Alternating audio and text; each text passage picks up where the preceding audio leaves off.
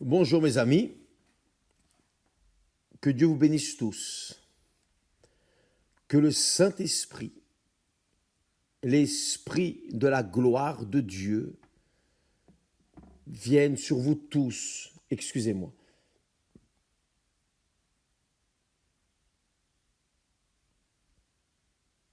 Alors,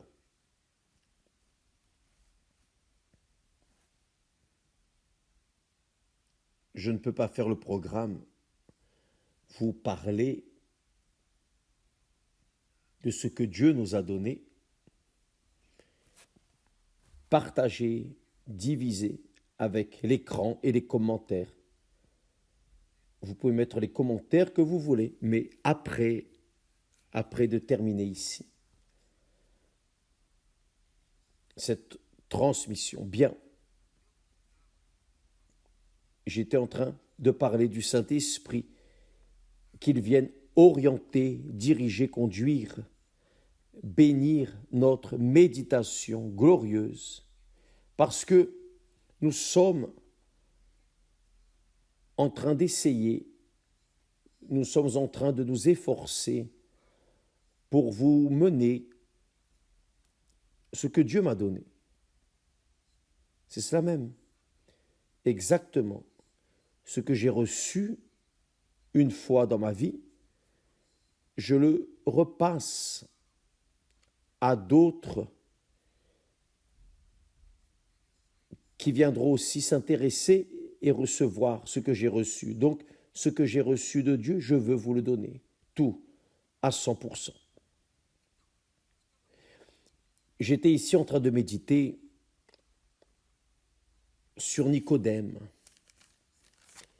Vous savez que Nicodème était un homme intelligent, un homme de caractère, un érudit.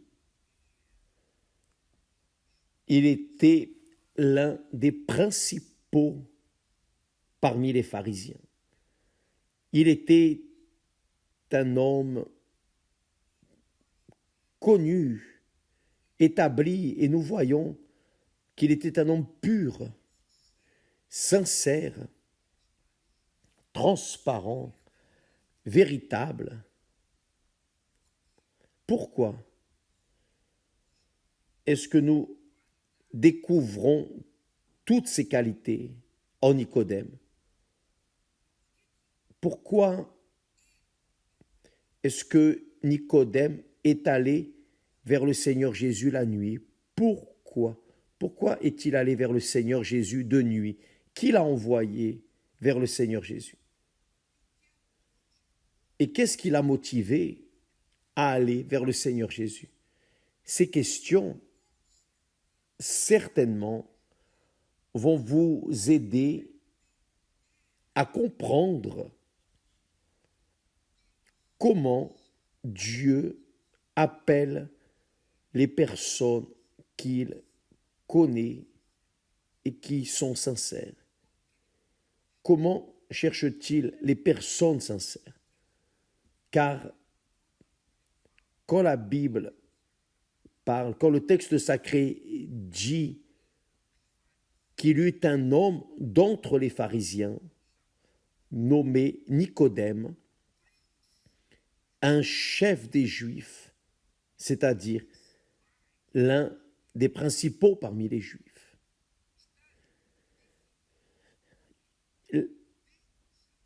On définit ici un homme bien établi, mais pas seulement cela. Il était un homme transparent. Pourquoi? Parce qu'il était bien vu. Il était considéré par les autres frères. Donc, peut-être que vous restez intrigué, évêque.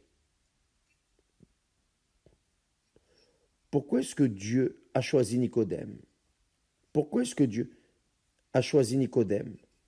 Pourquoi est-ce que Dieu l'a appelé? Pourquoi est-ce que Dieu l'a envoyé vers le Seigneur Jésus?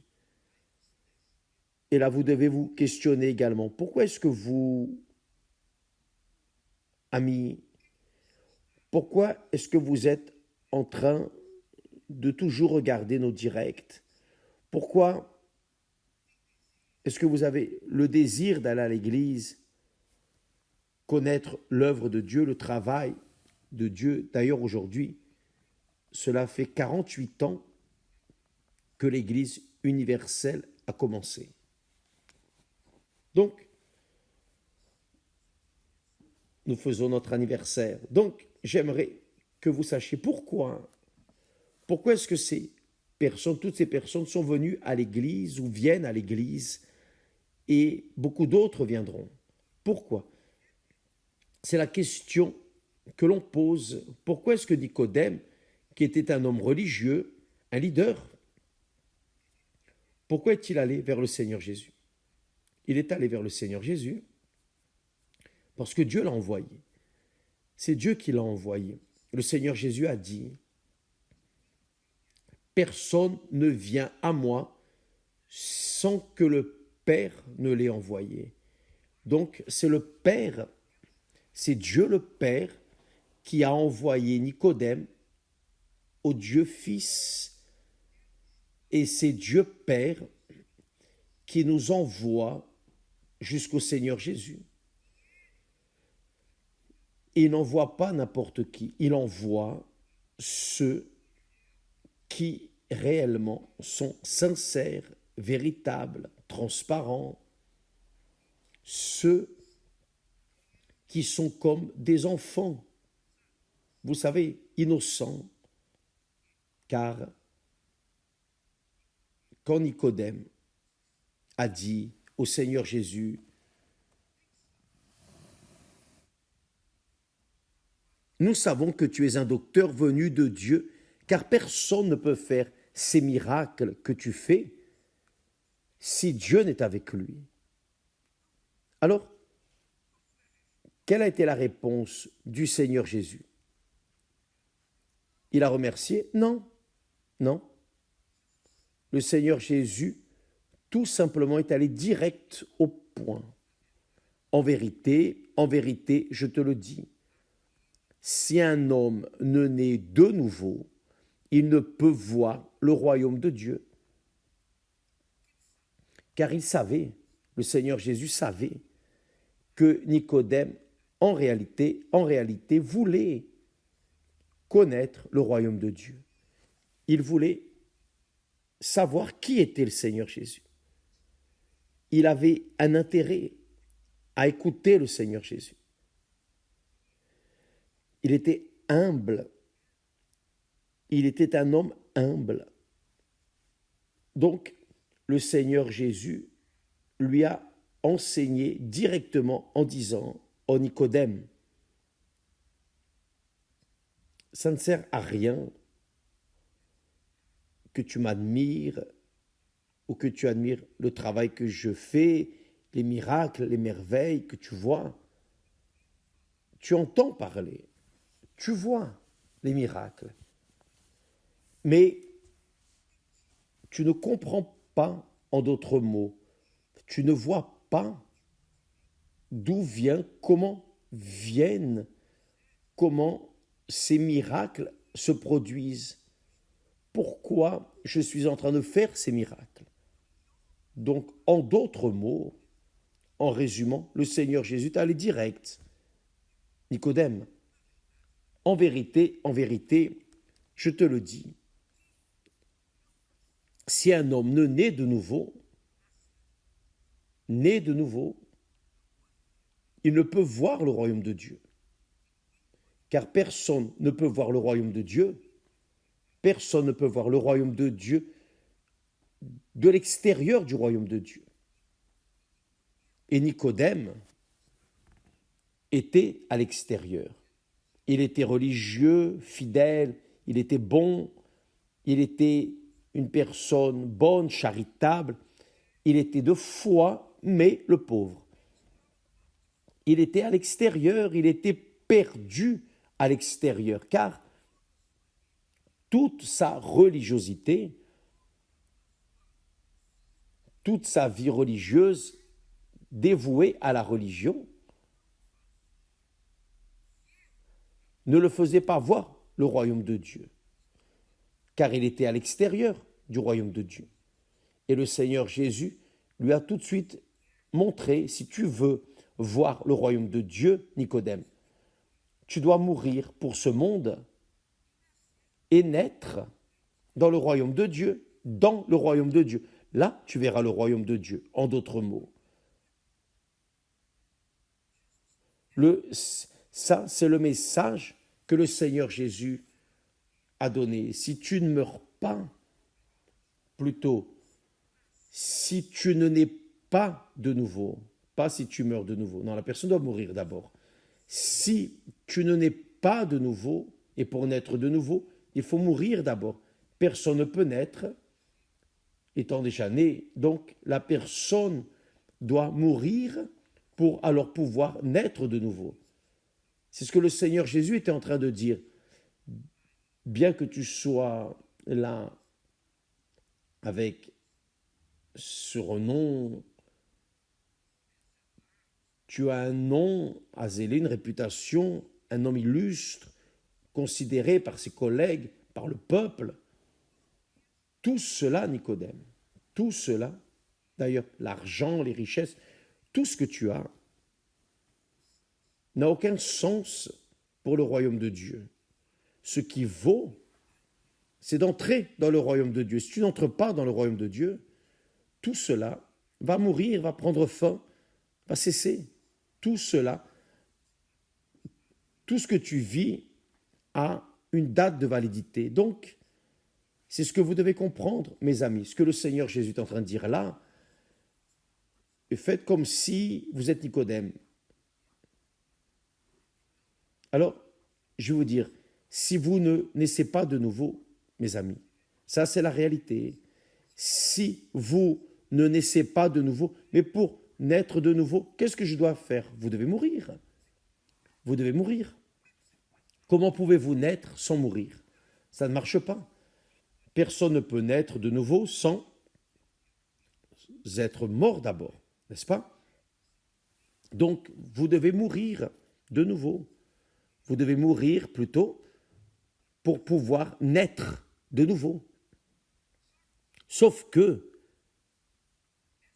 cette mort n'est pas la mort physique. Ce n'est pas cette mort dont nous parlons. Chaque jour, on enterre des personnes. Non, quand le Seigneur Jésus parle de la mort, quand il parle de la mort, le sujet de la mort, pour le Seigneur Jésus, c'est la séparation. C'est cela.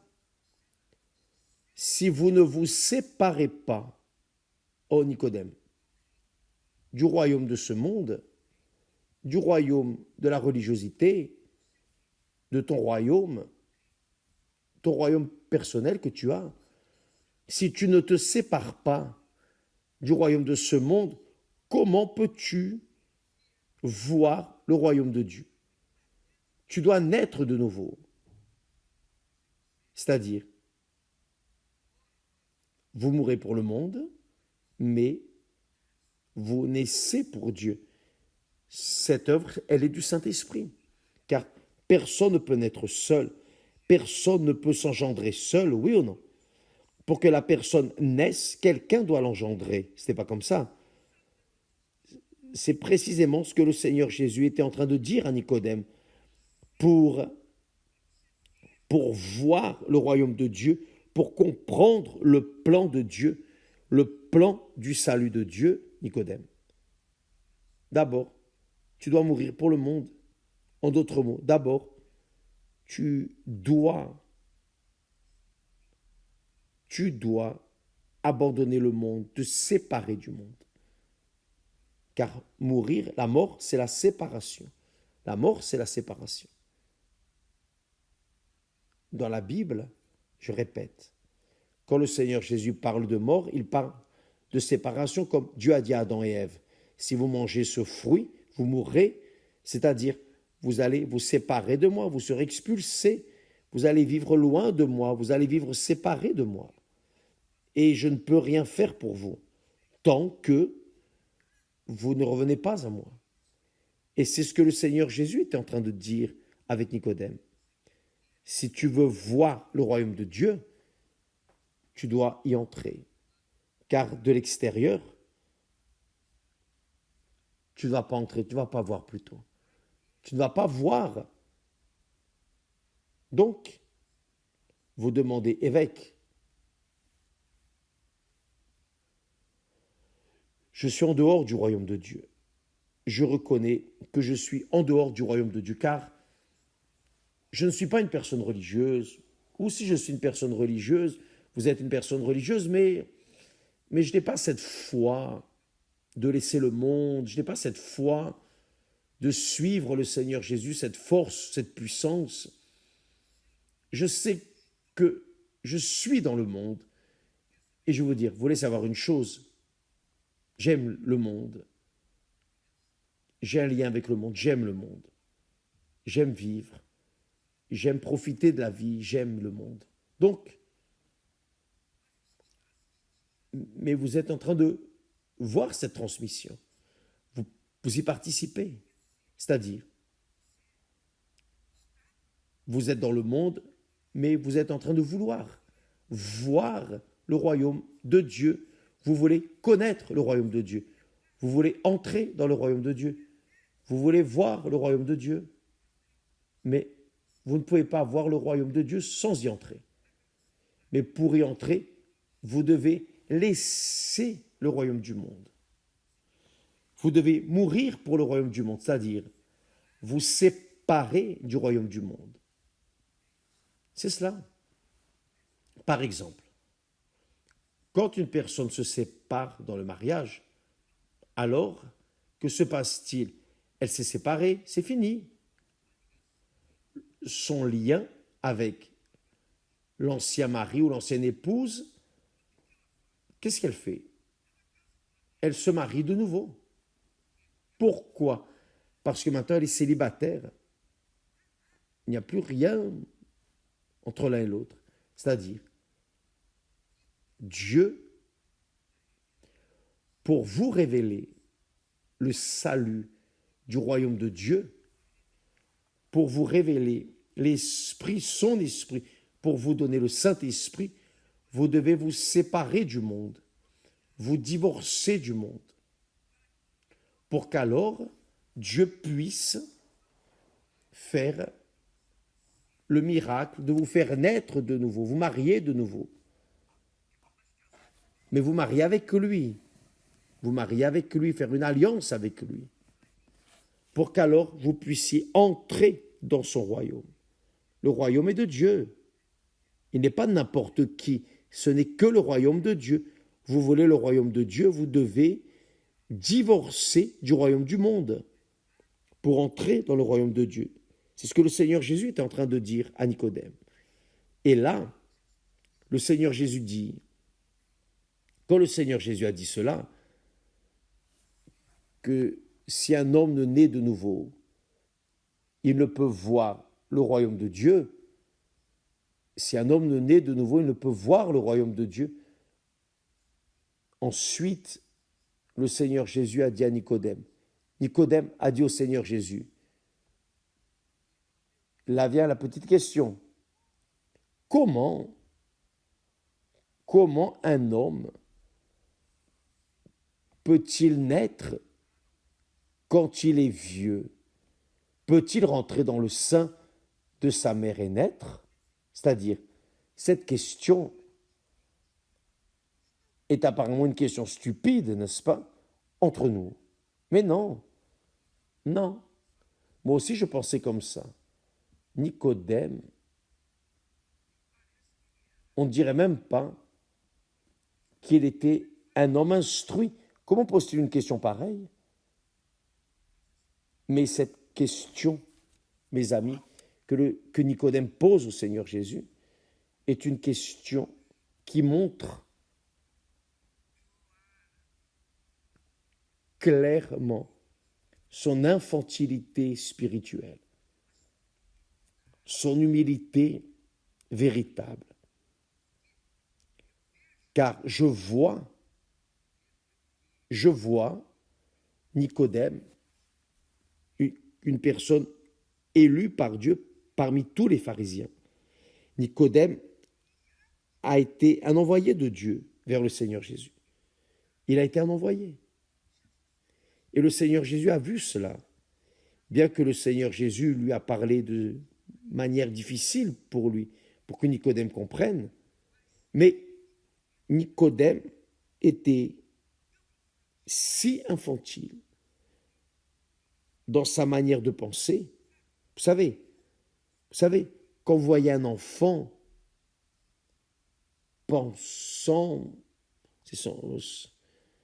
un enfant par exemple arrive auprès de son père: « Oh papa, tu as une mauvaise haleine, ça sent mauvais dans ta bouche », c'est-à-dire, un enfant, c'est acceptable. Un adulte ne dit pas cela à un adulte, mais l'enfant, oui. Pourquoi? Parce que l'enfant est spontané et innocent. Il est pur. C'est ce qui est arrivé avec Nicodème. Quand il a dit: « Comment un homme peut-il naître quand il est vieux ?» En d'autres mots, comment est-ce que je peux retourner dans le sein de ma mère et naître de nouveau? Encore, c'est parce qu'il se mettait devant le Seigneur Jésus tout petit, comme un enfant, innocent. Il a vu, il a reconnu la grandeur du Seigneur Jésus. Là, il n'y avait pas un leader religieux, non. Là, il y avait Dieu lui-même dans la personne de son Fils, le Fils de l'homme, c'est-à-dire le Fils de Dieu dans l'homme, le Fils de Dieu incarné, le Fils de Dieu dans l'homme. C'est pour cela qu'il est appelé le Fils de l'homme. Donc, Nicodème s'est positionné dans sa véritable position, réellement. Réellement. Il a posé cette petite question: comment un homme peut-il naître quand il est vieux? Peut-il rentrer dans le sein de sa mère et naître? C'était beaucoup d'innocence, de pureté, d'humilité. Le Seigneur Jésus a dit que celui qui ne reçoit pas le royaume de Dieu comme un enfant, et ici Nicodème était vieux, mais il s'est positionné comme un enfant, innocent, pur, véritable, transparent. Et c'est cela qui attire l'attention de Nicodème. Et peut-être que c'est votre situation, mes amis. Vous êtes peut-être pasteur, vous êtes évêque, cardinal, peut-être que vous êtes une personne illustre dans votre religion. Mais en ce moment, tandis que vous participez à cette transmission,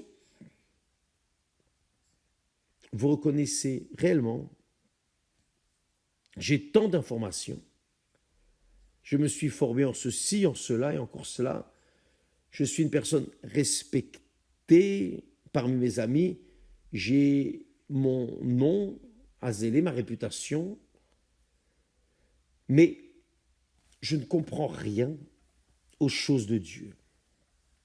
Et si vous êtes ici pour apprendre, certainement, mes amis, je vous donne une bonne nouvelle. C'est parce que le Saint-Esprit vous a envoyé pour apprendre, pour connaître la vérité. C'est ce qui est arrivé à Nicodème. Qui a envoyé Nicodème vers le Seigneur Jésus? C'est le Saint-Esprit. C'est pour cela que le Seigneur Jésus a eu la patience de parler, de dialoguer avec lui. C'est intéressant de lire. Voyez, le texte dit que le Seigneur Jésus alors lui a expliqué de nouveau, en d'autres mots, en vérité, je te le dis, Nicodème, si un homme ne naît d'eau et d'esprit, il ne peut entrer dans le royaume de Dieu. D'abord, le Seigneur Jésus a dit, faites attention, si un homme ne naît de nouveau, il ne peut voir le royaume de Dieu. Vous êtes dans une position de direction spirituelle, religieuse, mais vous êtes à l'extérieur du royaume de Dieu. Peut-être que vous me regardez, vous êtes dans cette situation précise. C'est pour cela que votre vie n'avance pas.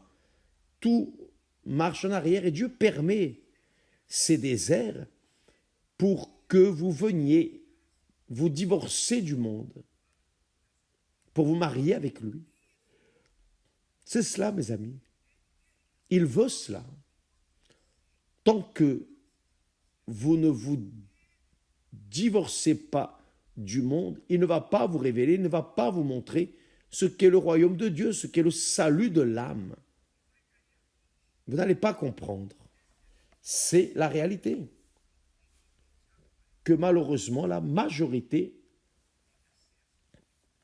n'a pas accès, ne comprend pas. Pourquoi? D'abord, ils ne veulent pas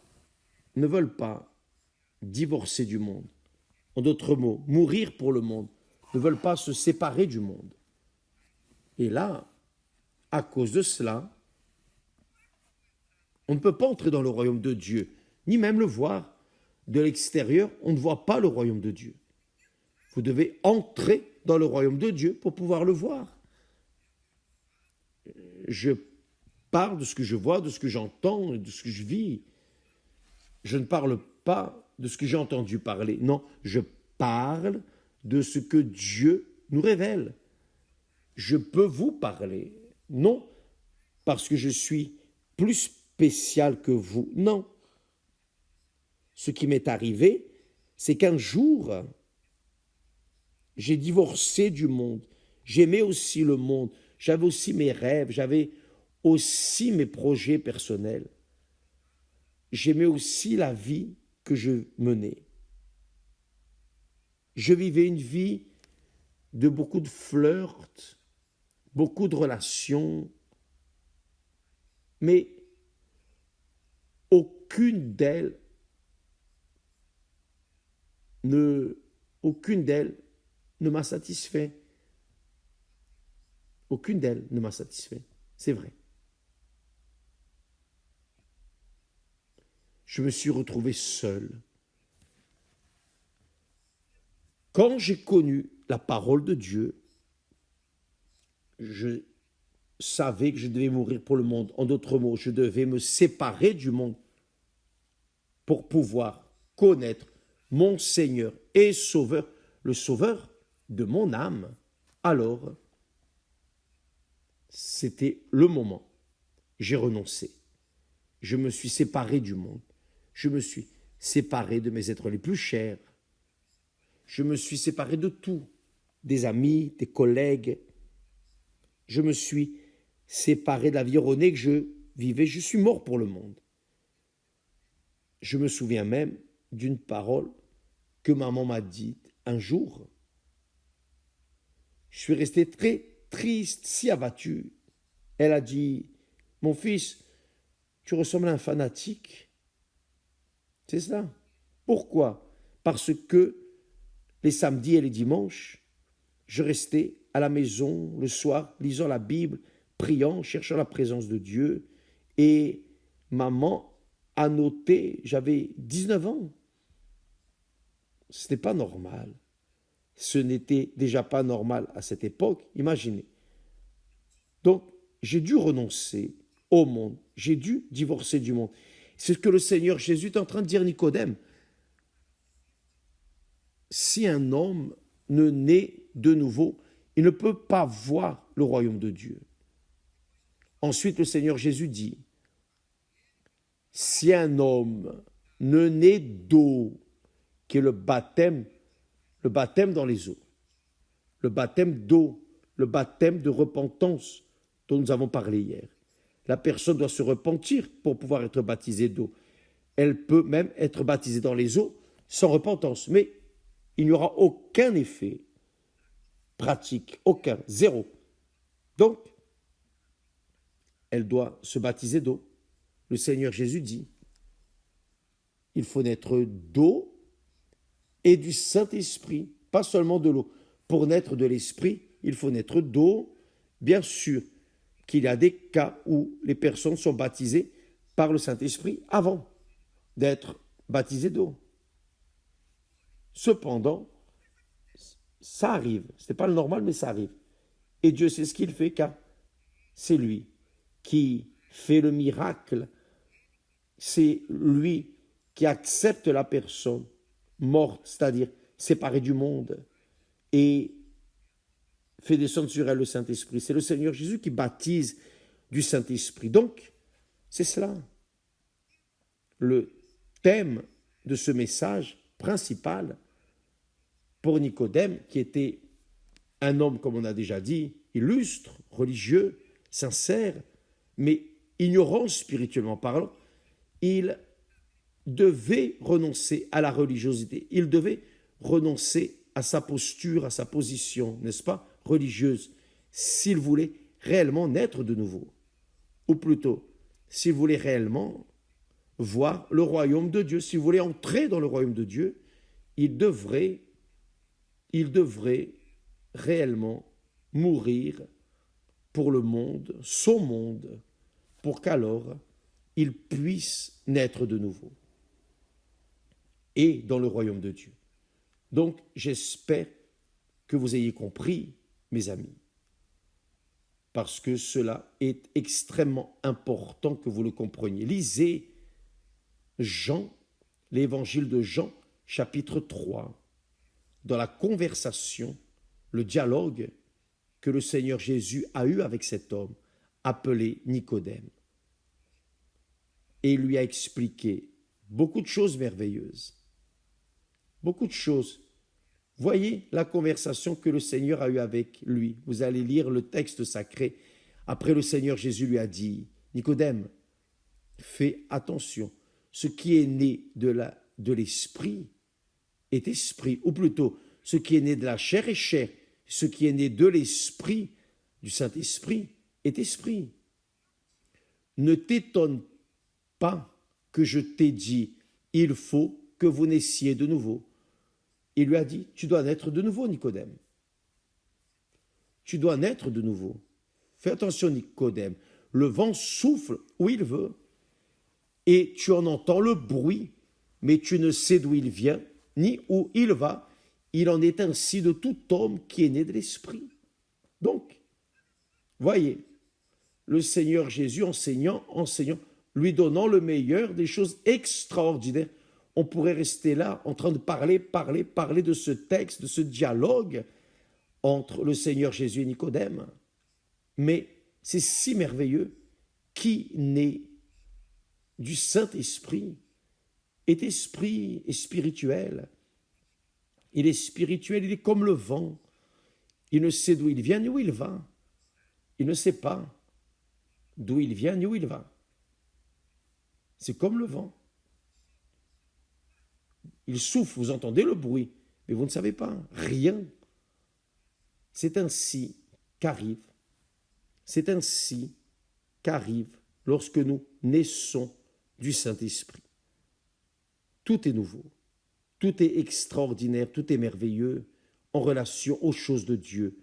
Et tout ce qui est du monde est sale, immonde, enfin, méprisable, parce que c'est beaucoup de fantaisie, de mensonges, de tromperies, de fausseté, beaucoup de trahison, beaucoup de haine, beaucoup d'injustice, tout ce qui est mauvais, ça c'est la réalité, n'est-ce pas? Donc, lorsque vous entrez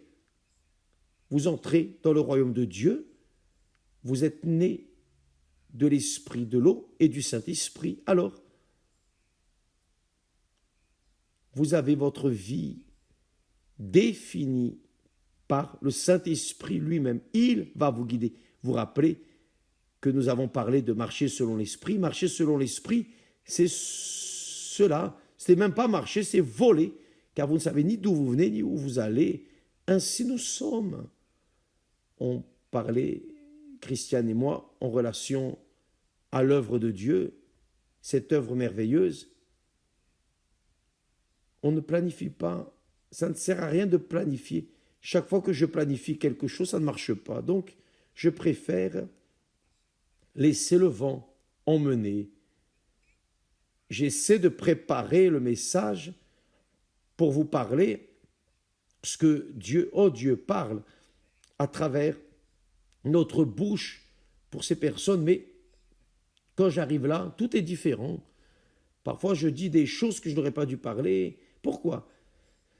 Le Saint-Esprit veut sauver et il sait quels sont les besoins. Il connaît votre nécessité. Moi, je ne sais pas. Donc, laissez le Saint-Esprit mener. Donc, c'est ainsi que ça se passe, mes amis, mes chers amis. Si vous voyez le royaume de Dieu, non, vous ne voyez pas. Vous ne pouvez voir le royaume de Dieu que lorsque vous y entrez de l'extérieur. On ne voit pas, on ne peut pas voir le royaume de Dieu. De l'extérieur, vous pouvez percevoir qu'il y a quelque chose de grand qui arrive dans la vie des personnes. Grandiose. Cela fait 48 ans aujourd'hui que l'Église a commencé à l'abolition officiellement. D'ailleurs, à 19h15 à l'horaire de Brasilia, nous serons en train de parler au peuple de l'abolition, où nous avons commencé aujourd'hui à 19h15, 7h15 du matin. Donc, qui se réveille va entendre nouveau, nous serons là. D'accord? Donc, mes amis, une chose intéressante, qui est bien claire. Si vous êtes intéressé dans les choses de Dieu, c'est le Père lui-même qui est en train de vous envoyer vers le Seigneur Jésus pour entendre les paroles du Seigneur Jésus. Et s'il vous a choisi, vous pouvez être sûr qu'il va se révéler à vous. Sauf si vous voulez plus le monde, si vous ne voulez pas divorcer du monde. Mais si vous voulez, vous pouvez être sûr qu'il va venir à votre rencontre et va vous remplir du Saint-Esprit. Que Dieu vous bénisse tous et à plus tard, de nouveau, au nom du Seigneur Jésus. Amen.